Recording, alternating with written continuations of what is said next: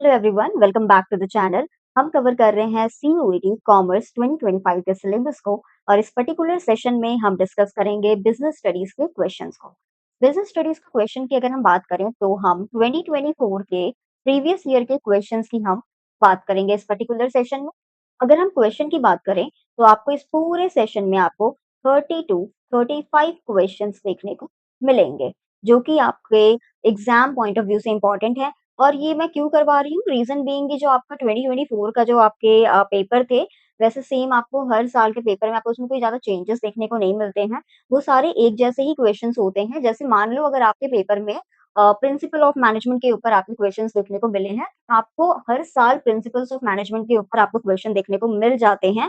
तो अगर आपको सारे प्रिंसिपल्स पता हैं, उनके पीछे के आपके जो आपका जो थ्योरी है, वो आपको पता है, तो आप आराम से वो सारे क्वेश्चन्स कर लोगे, राइट? तो ये पूरा सेशन लेने का मतलब क्या है, इसके पीछे का जो हमारा रीज़न है, वो रीज़न क्या है दैट आपको एक बार पता चले कि आपके क्वेश्चंस किस तरीके से होते हैं। जैसे कि मैं अपने हर सेशन में बोलती हूँ कि अगर आपको किसी सब्जेक्ट के बारे में बहुत अच्छे से जानना है, तो आपको क्या देखना पड़ेगा, आप एक बार पीवाईक्यू देख लो, आपको पता चल जाएगा कि आपके क्वेश्चंस किस तरीके से आएँगे, कहाँ-कहाँ से आएँगे, कौन-सी चीज़ कितनी इम्पोर्टेंट है, राइट? इसी के साथ अगर हम बिज़नेस स्टडीज़ के सिलेबस की बात करें, अगर हम सीयूईटी के पर्सपेक्टिव से देखते हैं, तो जो हमारा सिलेबस होगा, वो सिलेबस हमारा क्या होगा? दैट्स 12th क्लास की जो आपकी बिज़नेस स्टडीज़ की बुक है, वही है। जो आपने 12th में पढ़ा हुआ है, वही सारी चीज़ें आपकी सीयूईटी में भी आएँगी। अगर आपने 12th बहुत अच्छे से पढ़ा है, आपके जो थ्योरीज़ वगैरह हैं, वो बहुत अच्छे से क्लियर हैं, तो इस केस में आपको ज़्यादा प्रॉब्लम नहीं होगी। आपको करना क्या है? आपको सिर्फ प्रीवियस ईयर के पेपर्स देखने हैं और साथ में प्रैक्टिस देने हैं। वो हमारे लिए इनफ होगा सीयूईटी में बिज़नेस स्टडीज़ को कवर करने के लिए। इसके अलावा वैसे बच्चे जिन्होंने 12th में ज़्यादा ध्यान नहीं दिया है बिज़नेस स्टडीज़ के ऊपर और नाउ दे फील स्टक कि भई अब हम क्या करें? तो उसमें भी आपको घबराने की ज़रूरत नहीं है, क्योंकि ज़्यादा टाइम अभी नहीं बीता है, अभी भी आपके पास 15 से 20 दिन है, तो आप उसमें आराम से आप कवर कर पाओगे। ऑब्वियसली आपके जितने भी कॉम्पिटिटर्स हैं, काफ़ी आपसे रेस में आगे जा चुके हैं, लेकिन आप ज़ीरो करने से बेहतर है कि आप कम से कम 50% आप कर लो। तो आप उसे कैसे करोगे? इस चीज़ के लिए अगर आपके पास एनसीईआरटी के नोट्स हैं, एनसीईआरटी जो बुक है आपके पास बिज़नेस स्टडीज़ की, तो उसके नोट्स अगर आपके पास हैं, तो आप उसे एक बार रीड कर लो, बुक को रीड कर लो। आप उस चीज़ का एक बार आपको थ्योरी आपको पता चल जाएगा दैट क्या-क्या चीज़ें हैं। लाइक मान लो कोई कॉन्सेप्ट है, उस कॉन्सेप्ट के अंदर क्या आपको बताना चाह रहा है, अगर आपको वो पता है, तो आप पेपर आराम से कर लोगे। क्योंकि हमें कुछ तो ऐसे आपको केस स्टडीज़ देखने को मिल जाएँगे और उसमें हमें और भी बहुत सारे क्वेश्चन्स हमें ऐसे भी देखने को मिलते हैं जो कि डायरेक्ट क्वेश्चन्स होते हैं, जो कि आपके बुक से उठा करके ही पूछे जाते हैं। तो उस केस में आप उसे आराम से सॉल्व कर पाओगे, राइट? तो ये तो हुई थी हमारी स्टार्टिंग की बातें दैट हम कैसे सिलेबस को पूरा कर रहे हैं। अच्छा हाँ, एक चीज़ और दैट हम अपने चैनल के ऊपर ना अकाउंट्स अकाउंट्स की क्लासेस हम करवा रहे हैं सीयूईटी के लिए और साथ में हम क्या करवा रहे हैं, बिज़नेस स्टडीज़ की क्लासेस करवा रहे हैं। अकाउंट जो है हमारा वो हम उसमें चैप्टर वाइज़ करवा रहे हैं। जितने भी चैप्टर्स हैं उनके आपको एमसीक्यूज़ दे दिए जा रहे हैं, एक्सपेक्टेड कैसे-कैसे क्वेश्चन्स हो सकते हैं और उस पर्टिकुलर चैप्टर से प्रीवियस ईयर में कितने क्वेश्चन्स आए थे, किस-किस तरीके से क्वेश्चन्स आए थे, हम वो देख रहे हैं। और ये तो हुई अकाउंट्स की बातें और अगर हम बिज़नेस स्टडीज़ की बात करें तो हम इसमें चैप्टर वाइज़ नहीं चल रहे हैं, हम इसमें क्या कर रहे हैं, जितने भी इम्पोर्टेंट एमसीक्यूज़ हैं, हम सिर्फ वो कवर कर रहे हैं। इम्पोर्टेंट एमसीक्यूज़ में भी पीवाईक्यू हो गया हमारा, मॉक वगैरह हो गया, इस तरीके से हम इसे कवर करेंगे। इसके अलावा अगर हम इकोनॉमिक्स की बात करें तो उसमें भी हम इम्पोर्टेंट एमसीक्यूज़ देखेंगे और साथ में जो इम्पोर्टेंट टॉपिक्स होते हैं, जैसे नेशनल इनकम वगैरह हो गया, अकाउंटिंग फॉर नेशनल इनकम वगैरह जो हो गया, वैसे चैप्टर जो होते हैं वो काफ़ी इम्पोर्टेंट होते हैं एग्ज़ाम पॉइंट ऑफ व्यू से, तो हम उसे अलग से करने वाले हैं, राइट? तो ये तो हमारी डोमेन सब्जेक्ट की बातें हुई हैं। इसके अलावा हमारे और भी सीरीज़ चल रहे हैं, जैसे इंग्लिश हो गया हमारा, जनरल टेस्ट हो गया हमारा, उससे रिलेटेड भी हम सेशंस ला रहे हैं इस चैनल के ऊपर। ठीक है, ये तो हुई हमारी बेसिक बातें, अब हम चलते हैं अपने सेशन के ऊपर।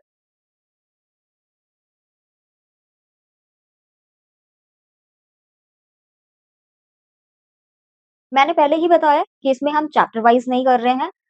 ये आपके सारे क्वेश्चंस 2024 के पीवाईक्यू से लिए गए हैं, जो कि इम्पोर्टेंट हैं और आपको कितने क्वेश्चंस देखने को मिलेंगे 30 टू 35 क्वेश्चंस आपको इसमें देखने को मिलेंगे, राइट?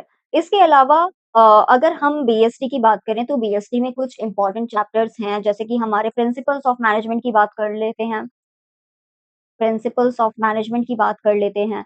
इसके अलावा कंज्यूमर प्रोटेक्शन एक्ट हो गया हमारा, ये कुछ चैप्टर्स हैं, ये बहुत ही इम्पोर्टेंट होते हैं। फिर हमारा फाइनेंशियल प्लानिंग वगैरह जो हो गया, वो भी बहुत इम्पोर्टेंट है। उसके लिए अगर आपको अलग से सेशन चाहिए, आप मुझे कमेंट सेक्शन में बता सकते हो, मैं वो क्लासेस भी आपके लिए प्रोवाइड करवा दूँगी। Right. This is question number 1। Question हमसे पूछ रहा है identify the principle of management where Taylor pioneered the introduction of method of scientific inquiry into the domain of management practice. आपसे क्वेश्चन क्या पूछ रहा है? प्रिंसिपल ऑफ मैनेजमेंट आपको आइडेंटिफाई करना है, जहां पे टेलर ने सबसे पहले ये जो हमारा मेथड है, मेथड ऑफ साइंटिफिक इंक्वायरी, ये इंट्रोड्यूस किया था into the domain of management practice. इन्होंने बोला था कि भाई आप ना साइंटिफिक मेथड्स आप यूज़ किया करो, ना कि जो हमारे मैनेजर्स होते हैं, उनके पर्सनल जजमेंट हो गया या फिर तो जो आपको मैनेजर बोल रहा है, सिर्फ़ आप उसके बेसिस पे आप अपने काम को किए जा रहे हो, उसकी जगह पे आप साइंटिफिक जो चीज़ें हैं, आप वो उसमें अप्लाई करो। तो ये आपके नीचे ऑप्शंस दिए हुए हैं, that science not rule of thumb, harmony not discord, cooperation not individualism, और fourth one is development of each and every person to the greatest efficiency and prosperity. अच्छा देखो, हमें ये पता है कि ये चारों ही हमारे प्रिंसिपल ऑफ मैनेजमेंट पार्ट है, राइट? बट हमें पूछा जा रहा है कि वो जो साइंटिफिक इंक्वायरी जिसने इंट्रोड्यूस किया था मैनेजमेंट में, दैट इज बिजनेस में, हम जो प्रिंसिपल ऑफ मैनेजमेंट पढ़ते हैं, इसके अंदर जो सबसे पहले साइंटिफिक इंक्वायरी की बात की थी, मेथड ऑफ साइंटिफिक मेथड की बात की थी, तो वो कौन थे? तो फर्स्ट वी नो टेलर थे वो। एंड कौन से प्रिंसिपल में हमें ये देखने को मिल रहा है? तो सबसे पहले तो ये समझो कि science not rule of thumb का मतलब ये होता है दैट आपको ना साइंस देखना है, not rule of thumb. Rule of thumb होता है मैनेजर्स डिसीजन ले लो, मैनेजर्स डिसीजन हो गया या फिर तो ऑर्डर हो गया, जो मैनेजर कह रहा है आपको वो नहीं करना है। Rule of thumb, thumb that is बहुत ही पावरफुल, जिसके पास पावर होती है, मैनेजर की बात हो रही है यहाँ पे। तो मैनेजर की बात नहीं सुननी है आपने, आपको क्या करना है, हर चीज के ऊपर आपको साइंस अप्लाई करना है और फिर अपने उस काम को पूरा करना है। तो सबसे पहले तो हमें ये पता है दैट यही हमसे ये बोल रहा है, science not rule of thumb, this is the correct answer, क्योंकि इससे ही हमें पता चल रहा है दैट आपको साइंस की का यूज करना है, साइंटिफिक मेथड्स का यूज करना है। इसके अलावा हमारे पास सेकंड है हार्मनी नॉट डिस्कॉर्ड।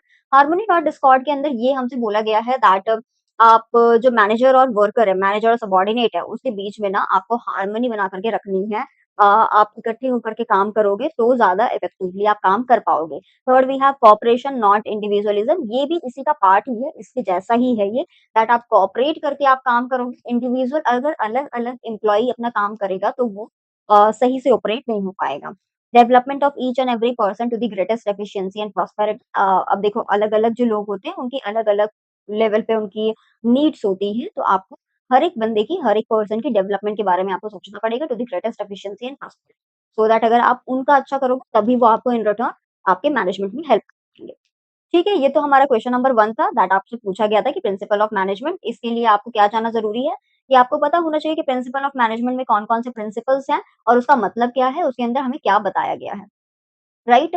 तो इससे हमें ये सीखने को मिला कि Taylor was the first person जिन्होंने बोला था कि भई ये जो मैनेजमेंट प्रैक्टिस हम जो करते हैं, जो हमारा बिज़नेस वाला मैनेजमेंट होता है, बिज़नेस मैनेजमेंट की बात हम करते हैं, तो उसके अंदर आप साइंटिफिक मेथड का यूज़ करना चाहिए, ना कि rule of thumb, that is manager का जो अपना जजमेंट होता है, आप उसको ही लेकर के फॉलो नहीं करोगे। ठीक है। नेक्स्ट सेकंड क्वेश्चन हमारे पास है। सेकंड क्वेश्चन है हमारे पास, the aim of which technique given by F W. Taylor is to reduce a given line और a product to fix types, sizes and characteristics. वो कौन सा टेक्निक है टेलर ने बताया था दैट वो कौन सा टेक्निक है जिसमें कि हमने बात करी थी कि भई ये जो आपके अलग-अलग वैराइटीज़ हैं, अलग-अलग टाइप्स हैं, अलग-अलग साइजेस हैं, अलग-अलग कैरेक्टरिस्टिक्स के जो प्रोडक्ट्स आप देते हो, उसे कम किया करो। उसे कम करेंगे तो ज़्यादा एफिशिएंट हम काम करेंगे। तो वो कौन-सा हमारा मेथड, सबसे पहले तो ये इसका आंसर है हमारा स्टैंडर्डाइज़ेशन ऑफ वर्क। इसके अंदर आपको बोला गया है जितने भी अलग-अलग आपके वैराइटीज़ ऑफ और साइज़ेज़ वगैरह जो आपके प्रोडक्ट्स के हैं, उसे आप लिमिट कर दो, उसे आप रिड्यूस कर दो, वो आपके लिए ज़्यादा बेनिफिशियल हो। राइट।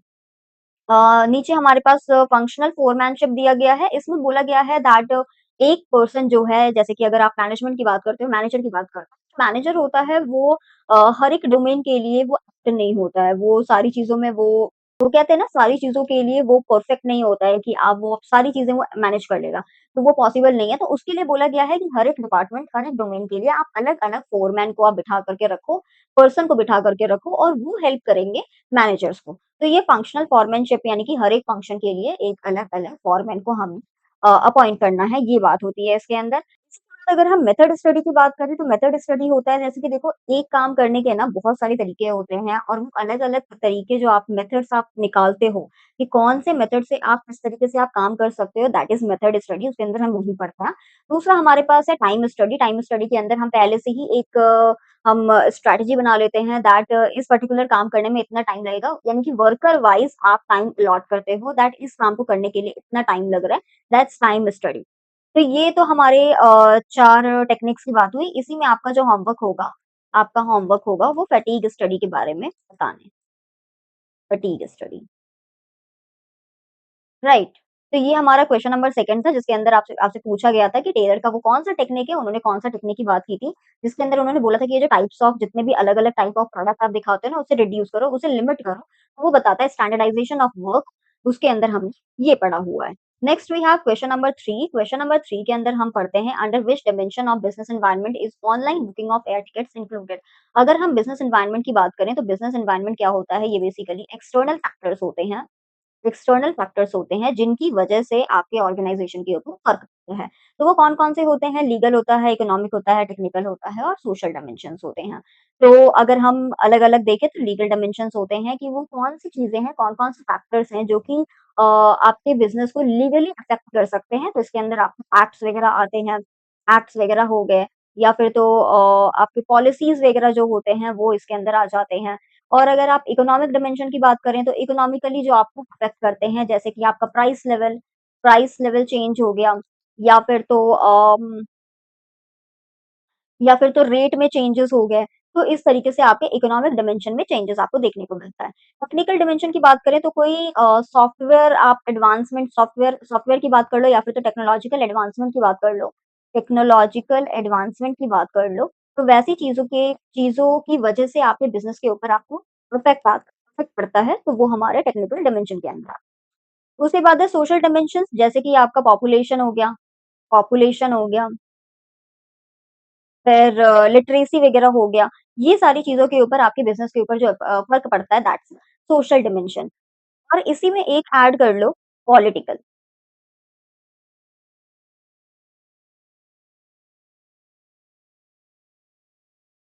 इसी में एक ऐड कर लो पॉलिटिकल डायमेंशंस।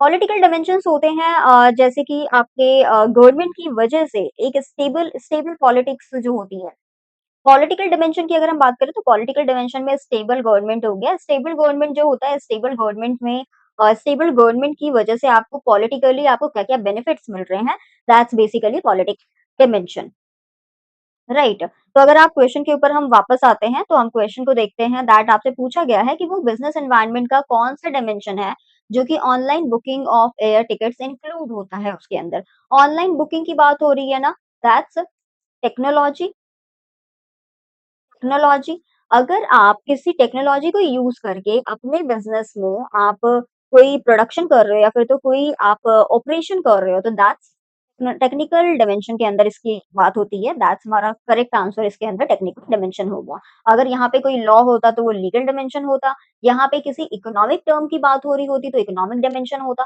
और अगर सोशली दैट इज़ पॉपुलेशन हो गया, डेमोग्राफी हो गया या फिर तो लिटरेसी हो गया, इन सब चीज़ों की बात हुई होती तो सोशल डायमेंशन के अंदर आता। और अगर गवर्नमेंट की बात हुई होती, तो उस केस में हमारा पॉलिटिकल डायमेंशन होता, right? Okay, next we have question number 4। Question number 4 में हमारे पास क्वेश्चन है which of the following is an example of an economic environment. Economic environment की बात हो रही है दैट मीन्स इकोनॉमिक टर्म की बात हो रही है।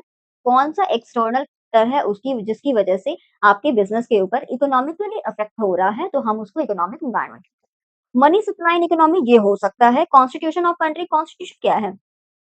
ये हमारा पॉलिटी से रिलेटेड है, पॉलिटिकल चीज़ें हैं ये। लाइफ एक्सपेक्टेंसी और पॉपुलेशन शिफ्ट ये दोनों हमारा क्या हो गया? ये दोनों हमारा क्या हो गया? सोशल हो गया।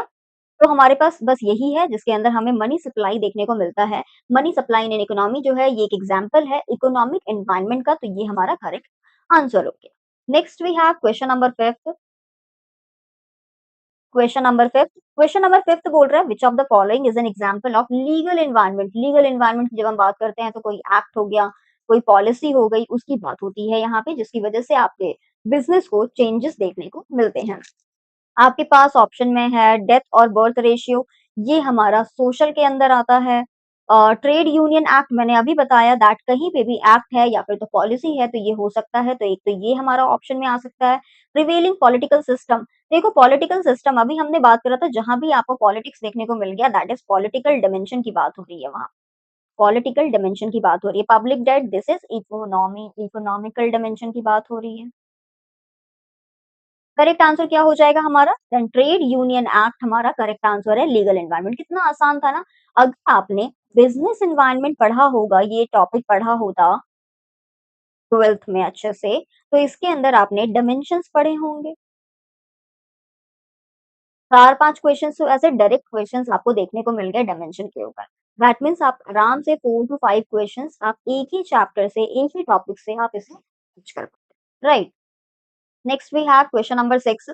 क्वेश्चन नंबर 6 हमसे पूछ रहा है which of the following does not characterize business environment. कौन सा बिजनेस एनवायरनमेंट को कैरेक्टराइज नहीं करता है। हमने अभी पढ़ा बिजनेस एनवायरनमेंट क्या होता है, एक्सटर्नल फैक्टर्स होते हैं, एक्सटर्नल फैक्टर्स होते हैं जो कि आपके बिजनेस को अफेक्ट करते हैं इन सम वे।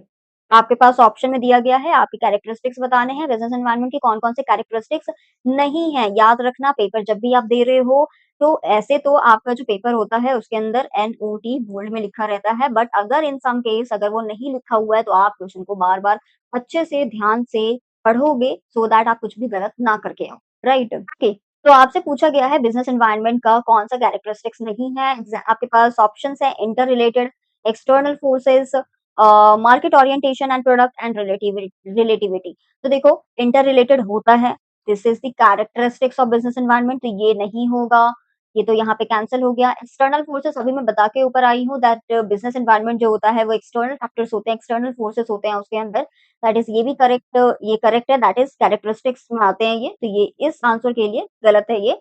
उसके बाद है market orientation and product. Market orientation and product जो होता है ये होता है हमारा इंटरनल फोर्सेस, दैट इज आपका बिजनेस इसी में तो आप डील कर रहे हो आपके प्रोडक्ट के ऊपर, मार्केट ओरिएंटेशन के ऊपर, तो ये हमारा करेक्ट आंसर हो जाएगा। और रिलेटिविटी भी हमारा कैरेक्टरिस्टिक्स है बिजनेस एनवायरनमेंट का, तो कौन सा नहीं है, मार्केट ओरिएंटेशन एंड प्रोडक्ट नहीं है आपका कैरेक्टरिस्टिक्स, रीजन बीइंग कि ये इंटरनल फोर्सेस के अंदर आता है, ये एक्सटर्नल इंटरनल फैक्टर्स है, right. Next we have question number 7। Question number 7, question number 7 बोल रहा है identify the correct sequence of steps under the planning commission. अच्छा ये याद रखना 2024 में अगर आप पेपर देखोगे तो आपको बहुत सारे क्वेश्चंस इस तरीके से दिख जाएंगे, दैट इज आपको 4-5 आपको पूरे दे देंगे और बोलेंगे अब आप इसे सीक्वेंस में बैठाओ, और फिर इसके बाद इस तरीके से आपको ऑप्शंस दिए हुए रहेंगे, तो आपको इसे करके जाना है। दैट इज अगर आपको कहीं पे भी आपको स्टेप्स देखने को मिल रहे हैं ना, आप जो भी टॉपिक पढ़ रहे हो उसके अंदर आपको स्टेप्स देखने को मिल रहे हैं, तो आप उसे अच्छे से कवर करके जाओगे। जैसे हमारा रिक्रूटमेंट हो गया, फिर हमारा प्लानिंग हो गया, कंट्रोलिंग हो गया, डायरेक्टिंग हो गया, ये अलग-अलग जो हमने प्रोसेस देखे थे, इसके जो स्टेप्स हैं वो सारे अच्छे से करके जाएँगे, सो दैट आपसे अगर इस तरीके से क्वेश्चन पूछा गया है तो आप उसे आराम से कर, right. Identify the correct sequence of steps under planning function. आपको प्लानिंग फंक्शन के अंदर जो स्टेप्स आप इन्वॉल्व करते हो उसको आप करेक्ट सीक्वेंस में आपको बिठाना है। नीचे दिया हुआ है कुछ चीजें, दैट इज सेटिंग ऑब्जेक्टिव्स हो गया, identifying alternative forces of action हो गया, डेवलपिंग प्रीमाइसेस हो गया, evaluating alternative forces of action हो गया, ये आपको अब करेक्ट सीक्वेंस में बिठाना है। तो क्या होता है, सबसे पहले तो हम ऑब्जेक्टिव अपने सेट करते हैं, दैट ये हमारा प्राइमरी होता है, कुछ नहीं तो ये रट लो दैट ये हमारा प्राइमरी स्टेप है। सबसे पहले जब भी हम प्लानिंग की बात करते हैं तो सबसे पहले हम अपने ऑब्जेक्टिव को सेट करते हैं। कहाँ-कहाँ पे 1 है? अच्छा देखो इस तरीके की जब हम ये सीक्वेंस हम निकालते हैं ना, तो हमेशा क्या करोगे, इसे करने का सही तरीका क्या है?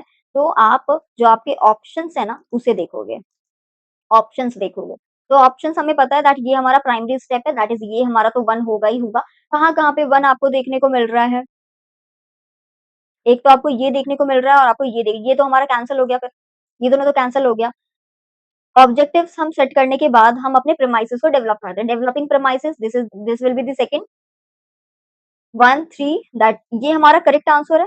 सबसे पहले हम ऑब्जेक्टिव को सेट करेंगे, फिर हम अपने डेवलपिंग प्रीमाइसेस के ऊपर आएँगे, फिर उसके बाद हम अपने अल्टरनेटिव कोर्सेज़ जो हैं हम उसे आइडेंटिफ़ाई करेंगे कि भई कौन-कौन से रास्ते हमारे पास खुले हुए हैं और फिर उसके बाद वो जो हमारे पास अल्टरनेटिव ऑप्शंस हैं उसे हम इवैल्यूएट करेंगे कि अगर हम इस रास्ते से गए तो हमें क्या-क्या चीज़ें देखने को मिलेंगी, क्या-क्या प्रॉब्लम्स हमें देखने को मिलेंगी, ये सारी चीज़ें, राइट? तो हमारा ये करेक्ट आंसर था दैट 1, 3, 2, 4 1, 3, 2 और 4 right. Next we have question number 8 question number 8 वापस से वही है identify the correct sequence of selection process यहाँ पे आपको सिलेक्शन प्रोसेस पूछा गया है यहाँ पे आपसे सिलेक्शन प्रोसेस पूछा गया है आपके पास स्टेप्स दिए हुए हैं that selection decision employment interview selection test reference checking आपको करेक्ट आंसर इसमें से ढूंढ करके निकालना है तो सबसे पहले हम क्या करते हैं सबसे पहले हम क्या करेंगे? सबसे पहले तो आपको सिलेक्शन टेस्ट के लिए आपको बुलाया जाता है या फिर तो मेल किया जाता है। सिलेक्शन टेस्ट होता है आपका, उसके बाद फिर आप एम्प्लॉयमेंट इंटरव्यू देते हो, अपना जाकर के इंटरव्यू आप देते हो। इंटरव्यू के बाद रेफरेंस चेकिंग किया जाता है एंड फिर लेटर ऑन आपको सिलेक्शन का डिसीजन सुनाया जाता है। तो क्या-क्या था मैंने क्या बोला है? सबसे पहले तो हम ये देखते हैं दैट सी, उसके बाद सी कहाँ-कहाँ पे एक तो यही है ना एलिमिनेशन मेथड से हम इसे फिगर आउट कर सकते हैं। तो और अगर एलिमिनेट नहीं कर पा रहे हो तो क्या होता ये? सी फिर बी होता, इंटरव्यू होगा, फिर उसके बाद हम रेफरेंस लिखेंगे दैट डी और फिर लास्ट में हमारा डिसीजन आएगा तो ये वाला यहाँ से आ जाएगा, राइट? नेक्स्ट वी हैव तो मैंने क्या बताया, एक तो आप क्या देख कर के जाओगे, प्लानिंग देख कर के जाओगे, प्लानिंग के स्टेप्स देख कर के जाओगे सिलेक्शन का स्टेप देख कर के जाओगे दैट इज़ स्टाफिंग हो गया हमारा, स्टाफिंग हो गया। फिर उसके बाद आप कंट्रोलिंग देखोगे कंट्रोलिंग देखोगे। ये कुछ चीज़ें हैं जो आप देख कर के जाओगे, इनके स्टेप्स आप देख कर के जाओगे, ये पूरे प्रोसेस को आपसे सीक्वेंस में पूछा जा सकता है। Next we have question number 9th आपसे पूछा गया है, it is a joint programme of training in which educational institutions and business firms cooperate, identify the method of training. आपने ट्रेनिंग मेथड आपने स्टाफिंग में देखा होगा। अब ये ट्रेनिंग के अंदर ना बहुत सारी तरीके से हमें ट्रेनिंग देखने को मिलती है। तो आपसे पूछा गया है कि वो कौन-सा ट्रेनिंग है, वो कौन-सा मेथड ऑफ ट्रेनिंग है जिसके अंदर आपको एक जॉइंट प्रोग्राम देखने को मिलता है। किसके बीच में? एक तो आपका एजुकेशनल इंस्टीट्यूशन होता है और दूसरा आपके बिज़नेस फर्म्स होते हैं। सबसे पहले तो हम ऑप्शंस देख लेते हैं। वेस्टिब्यूल ट्रेनिंग हो गया, अप्रेंटिसशिप ट्रेनिंग हो गया, इंटर्नशिप ट्रेनिंग हो गया और जॉब रोटेशन हो गया। तो देखो, इसके अंदर तो इसका करेक्ट आंसर हमें पता है दैट इंटर्नशिप है। इंटर्नशिप क्या होता है? ये बेसिकली क्या होता है ना, कि आपको इसके अंदर प्रैक्टिकल नॉलेज के लिए आप इसके अंदर आप जा करके ट्रेनिंग करते हो, राइट? तो ये इसका पार्ट होता है जिसके अंदर जो आपके इंस्टीट्यूट्स होते हैं, एजुकेशन इंस्टीट्यूशंस वगैरह होते हैं, वो बिज़नेस फर्म्स के साथ कोलैबोरेट करते हैं। वही हमारे यहाँ से हमारा जो स्टूडेंट है वो जाएगा आपके यहाँ, फिर आपके यहाँ जाकर के वो काम करेगा और प्रोफेशनल ट्रेनिंग लेकर के आएगा और वो वहाँ से प्रैक्टिकल नॉलेज गेन करके आएगा, राइट? तो ये तो इसका जवाब हमारा इंटर्नशिप ट्रेनिंग था। इसी के साथ आपका होमवर्क है, आपको ये सारे जो आप ट्रेनिंग्स देख रहे हो, जॉब रोटेशंस वगैरह देख रहे हो, ये आप रीड करोगे क्योंकि इससे क्या होगा, आप ये पूरे क्वेश्चन से आपने एक साथ में 1 नहीं, आपने एक साथ में आपने 4 टॉपिक कवर कर लिया है। Next we have question number 10 question number 10 है which of the following is a process of incitement और inducing subordinates to act in a desired manner to achieve organisational goals. कौन सा प्रोसेस है जिसके अंदर आप अपने सबऑर्डिनेट्स को आप बताते हो कि भई इस तरीके से आप काम करो सो दैट आप ऑर्गेनाइजेशनल गोल्स को आप अचीव कर पाओ, राइट? जहाँ पे आप लोगों को ना आप ऐसे मोटिवेट करते हो कि भई इस तरीके से आप काम करोगे, ऑर्गेनाइजेशन का गोल अच्छा अचीव कर पाओगे आप। अगर वो अचीव होगा तो फिर आपके भी जो पर्सनल गोल्स हैं आप वो अचीव कर पाओगे। तो उसे हम क्या कहते हैं दैट इज़ मोटिवेशन आपके पास ऑप्शंस दिए हुए थे, मोटिवेशन हो गया, सुपरविज़न हो गया, लीडरशिप हो गया, कम्युनिकेशन हो गया। राइट? तो कन्फ्यूज़ मत होना क्योंकि लास्ट ईयर बच्चे बहुत कन्फ्यूज़ होकर के आए थे दैट बहुत सारे बच्चे इसमें लीडरशिप करके आ गए थे, जहाँ पे एक बंदा होता है, एक इंसान होता है, वो अपने दूसरे लोगों को बता रहा होता है। तो ये इस तरीके से नहीं, ये लीडरशिप नहीं है। इसमें एक और क्वेश्चन है जिसके अंदर सेम यही ऑप्शंस दिए हुए हैं, सेम ऑप्शंस है उसके अंदर और आपको उसमें निकालना है क्या है करेक्ट आंसर हम देखेंगे इसके बाद ही आई गेस। हुँ, यही तो है। तो इसके अंदर ये देखो कि ये आपको बताना है इंसाइटमेंट और इंड्यूसिंग सबऑर्डिनेट्स आप अपने सबऑर्डिनेट को आप बताते हो to act in a desired manner आप किस तरीके से आप एक्ट करोगे सो दैट आप अपने ऑर्गेनाइजेशनल गोल्स को अचीव कर पाओ राइट तो उसको हम कहते हैं मोटिवेशन और नेक्स्ट जो है हमारे पास क्वेश्चन नंबर 11 11 में आपसे पूछा गया है blank is a process of influencing the behaviour of people by making them strive voluntarily towards achievement of organisational goals. जहां पे आप लोगों के बिहेवियर को आप इन्फ्लुएंस कर रहे हो, स्ट्राइव करना कहते हैं कोशिश करना, वॉलंटरीली यानी कि आप अलग अलग आप इंडिविजुअली आप अपनी मन से आप कोशिश करोगे ऑर्गेनाइजेशनल गोल्स को आप अचीव करने का। तो इसका जो करेक्ट आंसर होगा वो हमारा लीडरशिप होगा। यहाँ पे आप लीड करते हो, दैट आप लोगों को ना इन्फ्लुएंस करते हो और यहाँ पे आप बताते हो कि आप किस तरीके से करोगे, किस तरीके से आप काम करोगे, ये आपका मोटिवेशन है, क्या करोगे आप, कैसे करोगे और किस तरीके से आप एक्ट करोगे, वो आपका मोटिवेशन है और यहाँ पे आप इन्फ्लुएंस कर रहे होते हो लोगों के बिहेवियर को सो दैट वो अपने ऑर्गेनाइजेशनल गोल्स को अचीव कर पाएँ। ये हमारा 11 था। क्वेश्चन नंबर 12 है हमारे पास। क्वेश्चन नंबर 12 है which of the following is not a limitation not a limitation of controlling पूछा है।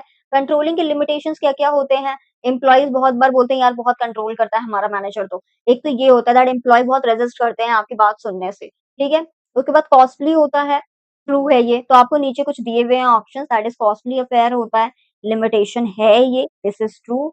इसमें हमसे पूछा गया है नॉट अ लिमिटेशन बताना है, तो ये तो नहीं होगा। रेजिस्टेंस फ्रॉम एम्प्लॉइज ये भी होता है कंट्रोलिंग के केस में, तो ये भी हमारा करेक्ट आंसर नहीं है।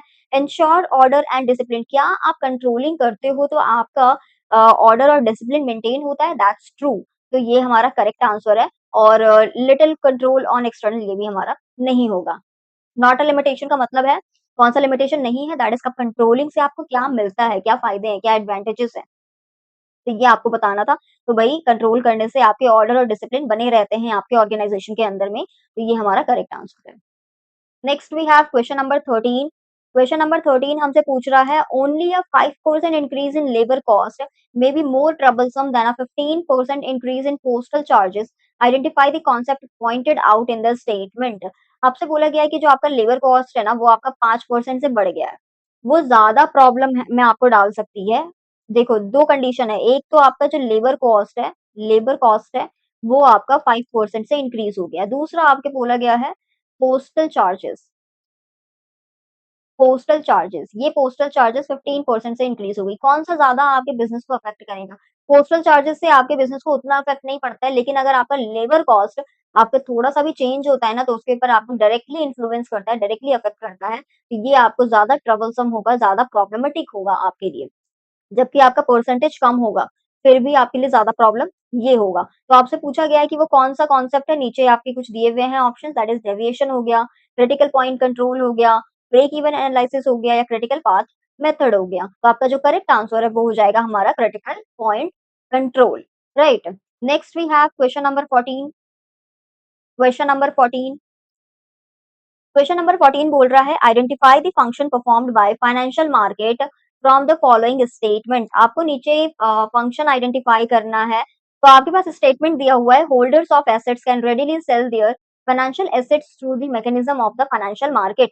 जो आपके एसेट्स के होल्डर है वो आराम से अपने फाइनेंशियल एसेट्स को बेच सकते हैं through the mechanism of financial market. तो नीचे आपके ऑप्शंस दिए हुए हैं reduce the cost of transaction, provide liquidity of to financial assets, facilitate price discovery, mobilization of savings and channelizing them into the most productive uses। तो आपके क्या correct answer होगा? तो कौन सा परफॉर्म करती है यहाँ पे फंक्शन फाइनेंशियल मार्केट के अंदर? फाइनेंशियल मार्केट कौन सा परफॉर्म कर रही है फंक्शन? तो जहाँ पे आप कोई भी चीज को आप रेडिली सेल कर पा रहे हो, आराम से आप कोई भी फाइनेंशियल एसेट्स को आप बेच पा रहे हो, दैट मीन्स वहां पे लिक्विडिटी की बात हो रही है, आपको वो लिक्विडिटी प्रोवाइड कर रही है। लिक्विडिटी प्रोवाइड कर रही है। तो ऑप्शंस में हमें reduce the cost of transaction no, provide this is the correct answer that आपको लिक्विडिटी प्रोवाइड कर रही है फाइनेंशियल एसेट्स के लिए। प्राइस डिस्कवरी नो ये भी नहीं होगा, mobilisation of savings and channelising them into the most ये भी नहीं होगा और ये तो है ही नहीं। तो ये हमारा करेक्ट आंसर है, right? Next we have question number 15।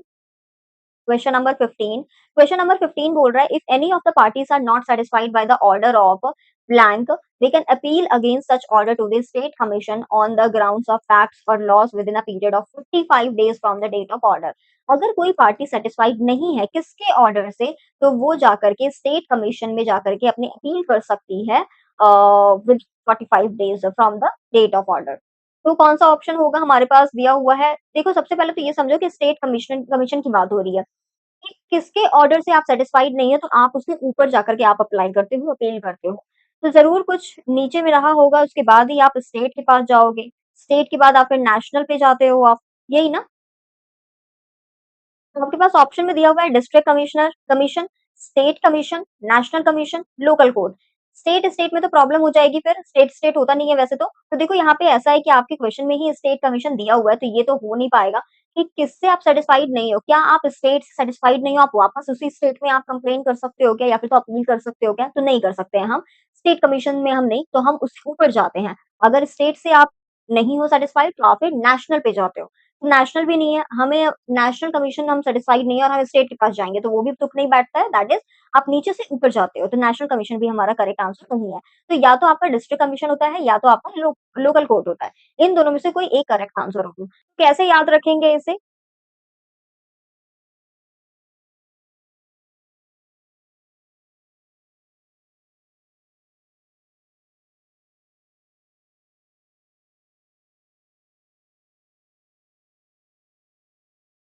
सबसे ऊपर जो होगा, वो हमारा नेशनल कमीशन होता है, नेशनल कमीशन। नेक्स्ट हमारे पास स्टेट कमीशन होगा,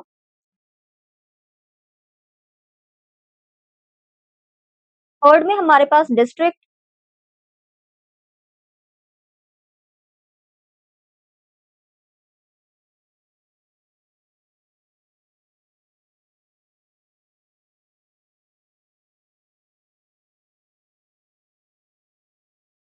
थर्ड में हमारे पास डिस्ट्रिक्ट फोरम कमीशन होगा। तो इस ब्लैंक के ऊपर क्या आएगा कि आप किससे सैटिस्फाइड नहीं हो, अगर आप डिस्ट्रिक्ट से सैटिस्फाइड नहीं होते हो, तो आप फिर स्टेट के पास जाते हो, अगर स्टेट से भी आप सैटिस्फाइड नहीं हो, तो आप फिर नेशनल के पास जाते हो।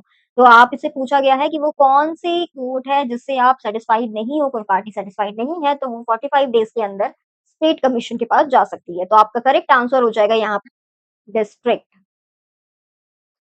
लोकल कोर्ट करके कुछ होता नहीं है इसके अंदर, तो आप क्या करोगे, डिस्ट्रिक्ट कमीशन हमारा करेक्ट आंसर हो जाएगा, right? Okay. Next we have question number 16. Identify the importance of consumer protection discussed in the following lines. आपको नीचे बताना है importance of consumer protection. Business organizations make money by selling goods and providing services to consumers, which is true. Business organization क्या करती है? आपको अपना सामान बेच करके सर्विसेज प्रोवाइड करके पैसे कमाती है। किसको? कंज्यूमर को। Thus, consumers form an important group among the many. Thus, consumers form an important group among the many stakeholders of business, and like other stakeholders their interest has to be well taken care of. तो इस हिसाब से जो consumers होते हैं वो एक important group होते हैं, जैसे कि एक बिजनेस के लिए स्टेक होल्डर्स इंपॉर्टेंट होते हैं, तो वैसे ही वो जो कंज्यूमर्स होते हैं उनके लिए भी वो काम करते हैं, उनके वेल बीइंग के लिए। तो ये नीचे आपके पास कुछ दे के रखा हुआ है, इनमें से क्या करेक्ट ऑप्शन है आपको वो निकाल के लाना। First option is moral justification, social responsibility, business uses societies resources, या फिर तो fourth one is long term interest of business. कौन सा फॉलो करती है? अगर आप अपने कस्टमर के बारे में, अपने कंज्यूमर के बारे में आप सोचते हो, तो उस केस में हम बोलते हैं सोशल रिस्पॉन्सिबिलिटी पूरी करती है वो। दैट अगर आप किसी भी आप सोसाइटी के अंदर, किसी भी आप सोशल स्ट्रक्चर के अंदर आप जब बिज़नेस करते हो, आप उससे इन रिटर्न आप बहुत सारा पैसा कमाते हो, बहुत सारा वेल्थ आप जनरेट करते हो, तो ये आपकी सोशल रिस्पॉन्सिबिलिटी होती है कि आप अपने कंज्यूमर के लिए या आप अपने सराउंडिंग के लोगों के लिए आप कुछ करो, तो किसके अंदर आता है? सोशल रिस्पॉन्सिबिलिटी के अंदर आता है, right? Next we have question number 17। Question number 17 बोल रहा है आइडेंटिफाई द कंज्यूमर राइट। आपको पता होना चाहिए कंज्यूमर राइट्स कितने तरीके के होते हैं, कौन-कौन से होते हैं और उसे हम कब-कब अवेल कर सकते हैं। राइट आपको इनमें से आपको आइडेंटिफाई करना है। कंज्यूमर राइट की बात हो रही है। The consumer has the freedom to access variety of products at competitive prices. जो कंज्यूमर है उसके पास पूरी फ्रीडम है, पूरी आज़ादी है कि वो अलग-अलग वैरायटी ऑफ प्रोडक्ट्स को वो देख सकता है, उसे परचेज़ कर सकता है at competitive prices. This implies that the marketer should offer a. इससे हमें क्या पता चल रहा है? इसका मतलब ये है जो मार्केटर है आपका, वो आपको वाइड वैरायटी ऑफर कर सके प्रोडक्ट्स का इन टर्म्स ऑफ, चाहे वो क्वालिटी की बात हो, ब्रांड की बात हो, प्राइस की बात हो, साइज़ की बात हो, किसी भी फैक्टर की बात आप कर लो। आपके पास वाइड वैरायटी ऑफ प्रोडक्ट्स होने चाहिए। कौन से कंज्यूमर राइट के अंदर आप इस चीज़ को पढ़ते हो या आपको ये राइट दिया गया है? तो अगर आपने कंज्यूमर राइट्स बहुत अच्छे से पढ़ा है, तो आपको पता होना चाहिए, आपके पास ऑप्शंस हैं, right to safety, right to seek redressal, right to be assured, right to consumer education. तो आपका जो ऑप्शन होगा यहाँ पे राइट टू बी एश्योर्ड, इसके अंदर आपकी ये पूरी आज़ादी होती है कि आप अपने आपके पास वाइड वैरायटी होंगे और आप उसके अंदर आप कुछ भी चूज़ कर सकते हो अपने मन के हिसाब से, right. Next we have question number 18।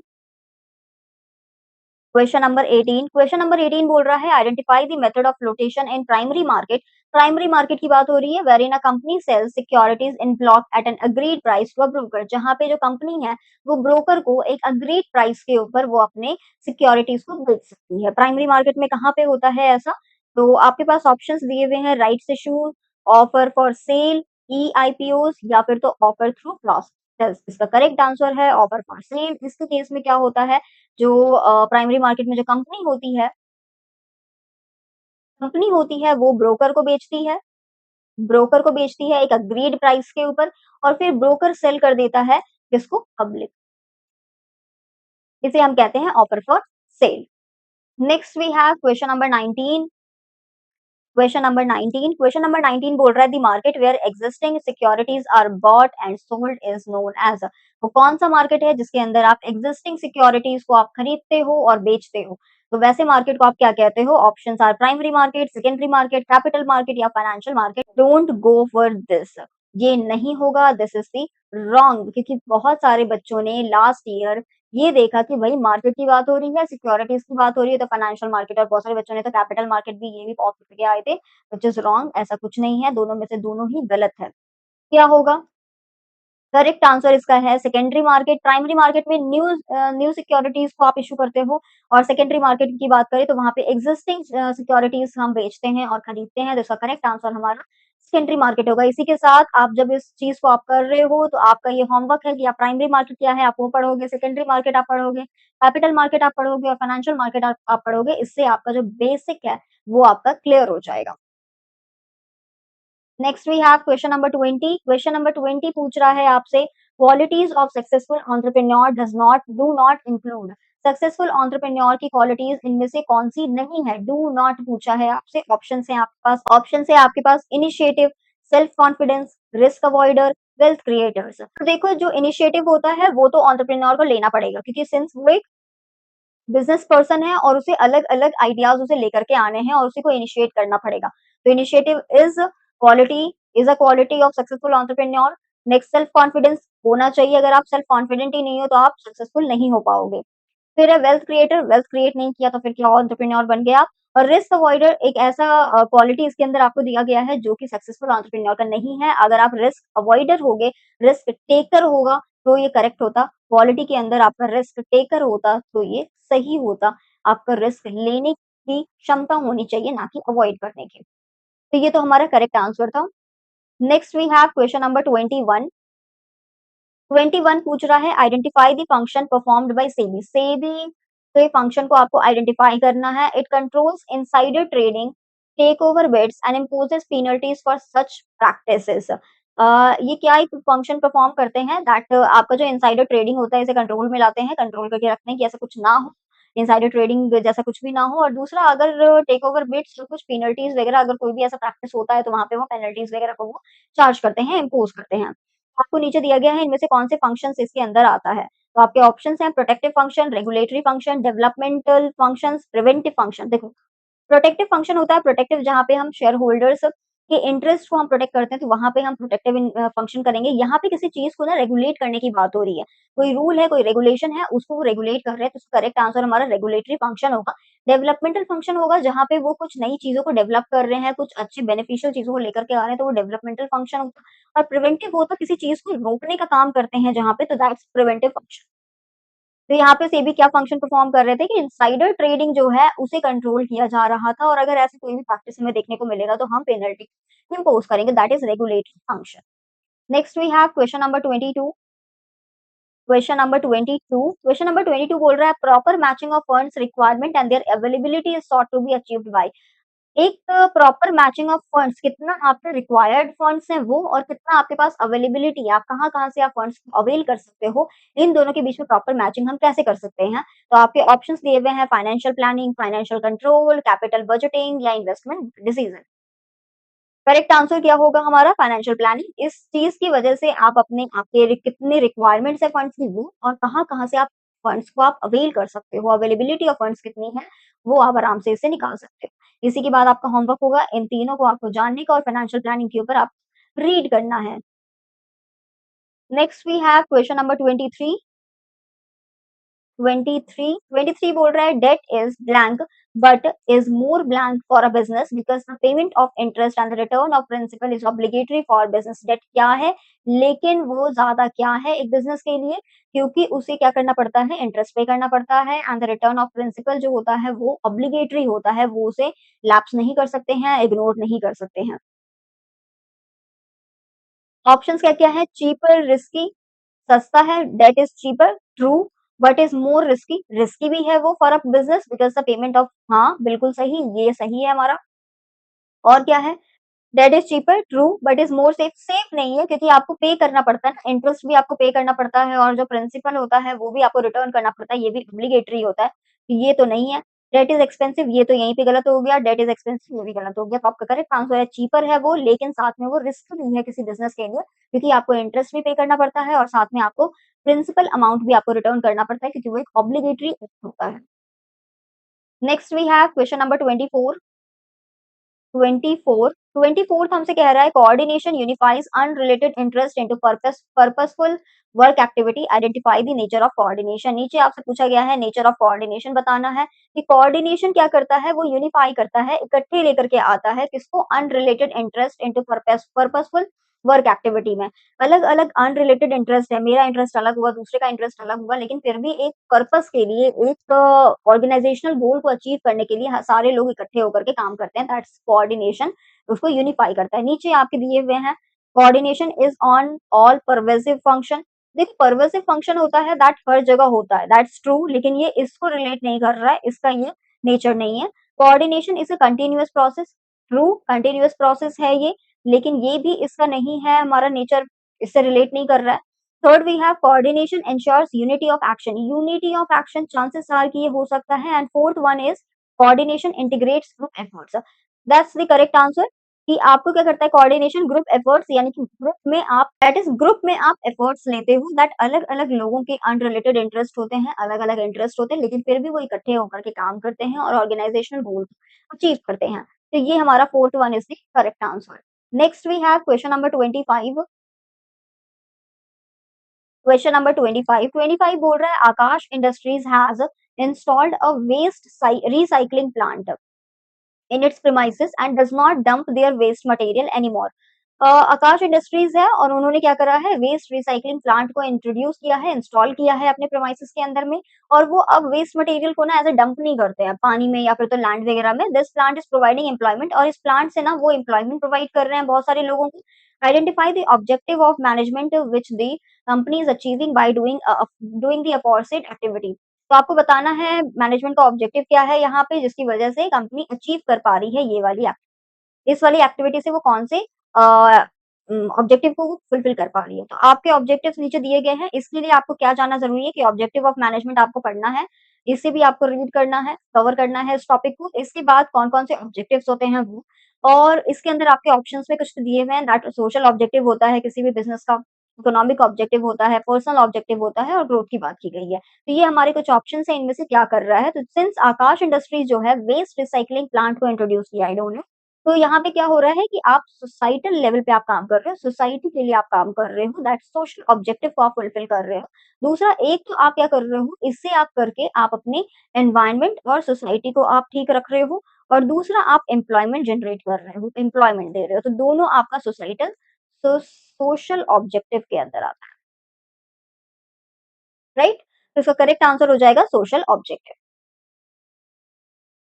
Next we have question number 26। 26 question is the key position of top level management is blank. जो की पोजीशन है टॉप लेवल मैनेजमेंट की बात हो रही है, कौन-सा इसमें से आपको बताना है कि टॉप लेवल मैनेजमेंट का है ये? Options are managing director, production manager marketing manager या प्लांट सुपरवाइज़र। तो देखो एमडी जो होते हैं, मैनेजिंग डायरेक्टर जो होते हैं, वो यहाँ पे होगा सबसे पहले तो।